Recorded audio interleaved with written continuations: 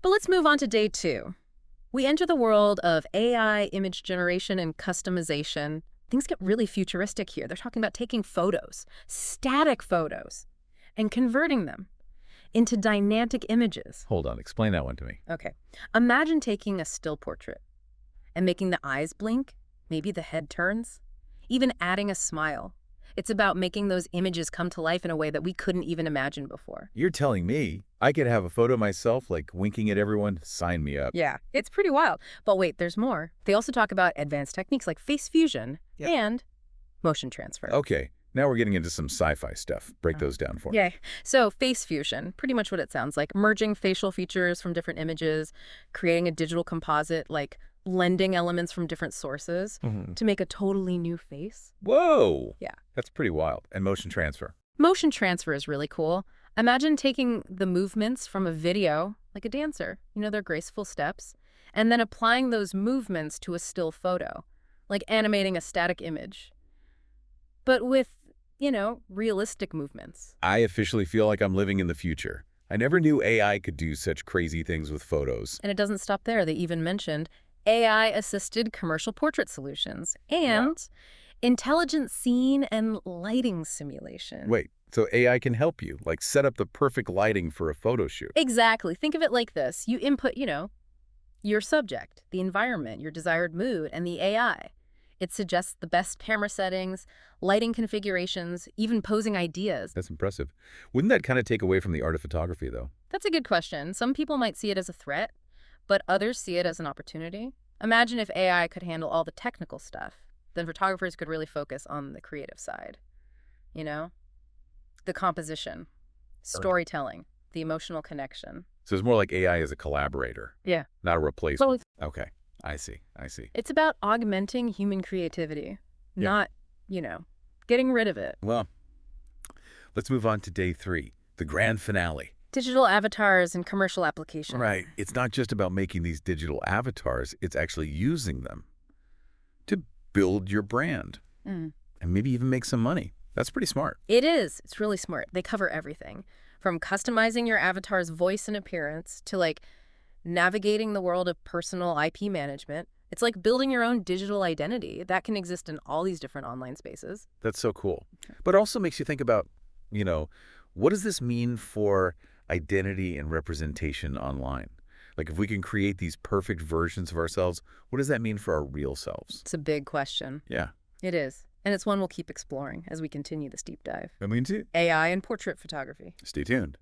So welcome back to our deep dive into AI and portrait photography. We're talking about intelligent beautification and all those stylized processing techniques. Right. That sounds like a fancy way of saying like AI filters.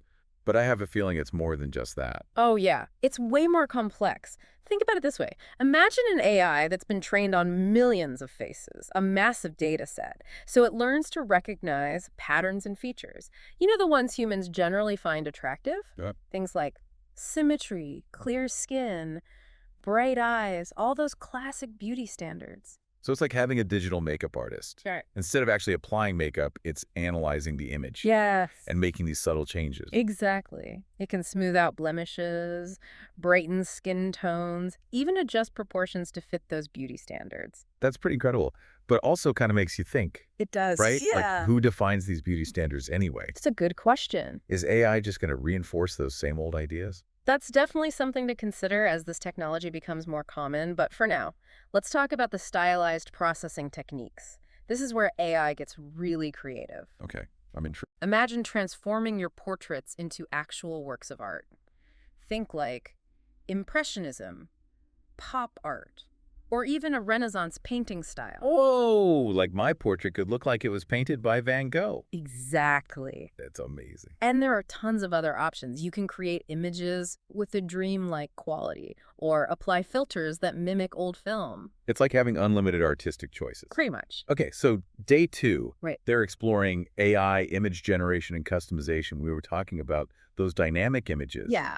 How does that even work? It uses something called generative adversarial networks, or GANs for short. Fams. It's basically like two AIs battling it out. One AI creates images, the other one tries to figure out if those images are real or fake. So they're constantly competing, and that's how the AI gets better at creating realistic images. Exactly. You mentioned converting static photos into dynamic images. Yeah. Can you give me an example? Sure. Let's say you have a portrait using this technology.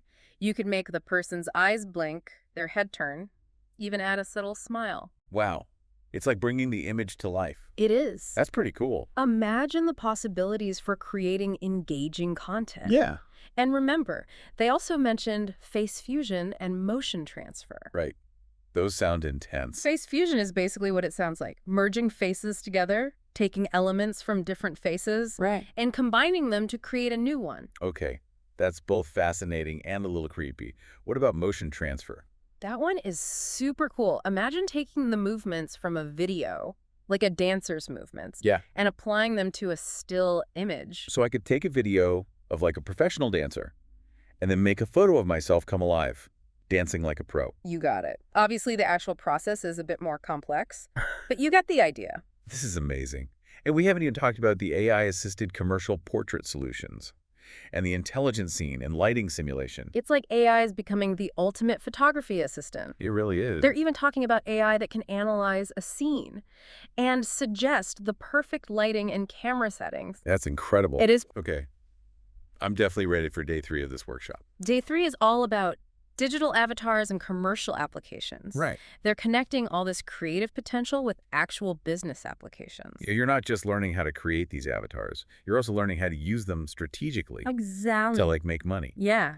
They'll teach you everything from customizing your avatar to developing a whole personal IP strategy. So it's like building your own digital brand. Exactly. And it opens up so many possibilities for personal branding, content creation, even virtual commerce. Wow. It feels like we're entering a whole new era of digital representation. It really does. The lines between the physical world and the virtual world are blurring. It's a fascinating evolution. It is. And it's all happening right now. This deep dive has been so insightful. I can't wait to see what else this workshop has in store.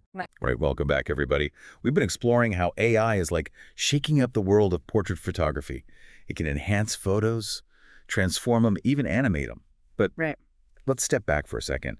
What does this all mean for the future of photography? And, you know, maybe even for us. That's the big question, isn't it? Yeah. It is. Let's start with the photography industry itself.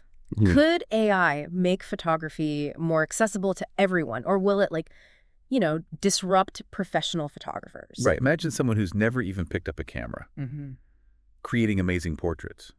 Just with the help of AI. Yeah. It could really change things. It could. But there's also the concern about, you know, oversaturation. Right. Like, what happens to the value of professional expertise when anyone can create a masterpiece with a few clicks? That's a good point. Could it be harder for professional photographers to stand out? Oh, could. Or will AI just free them up so they can focus on the more artistic side of things? Maybe it's a bit of both. Yeah. The key might be in how photographers adapt, how they integrate these AI tools into their work, like using AI to enhance your workflow, push your creativity, offer clients something truly unique. It's like AI becomes a partner, not a competitor. Exactly. But what about us, the viewers? Yeah. How will AI affect how we see and understand portraits?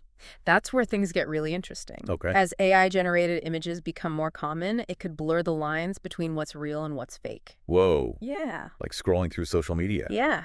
And not knowing if a photo is real or AI generated. That's going to be tricky. Right. It is. It really raises questions about authenticity. How will we know what's real? That's a good question. And what does it even mean to have a true portrait when technology can manipulate images so easily? We might have to rethink how we evaluate and interpret images. Yeah. It could change how we view beauty, authenticity, even identity. Remember those digital avatars we were talking about? Yeah. They're becoming so realistic. They are. It's almost like a new way of expressing ourselves. It is. But it makes you wonder, what does it mean to have a digital self? How does that affect our real identity?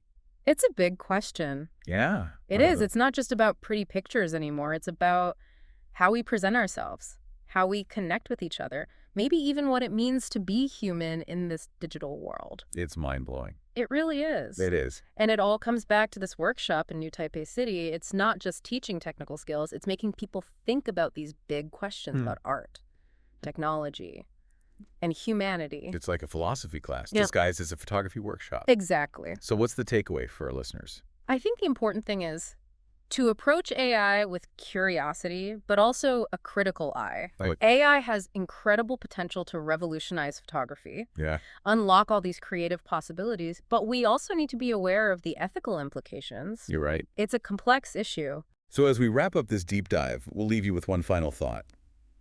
As AI blurs the lines between reality and fabrication, how will you define what's real, what's authentic, and what truly captures the essence of a person in a portrait? Something to think about. It is. And the answers might not always be easy, but that's what makes this such an exciting time, to be exploring the world of photography. Absolutely. It really is. Well, thanks for joining us on this deep dive, everyone. We hope you enjoyed it. Until next time, keep exploring, keep questioning, and keep diving deep. Good.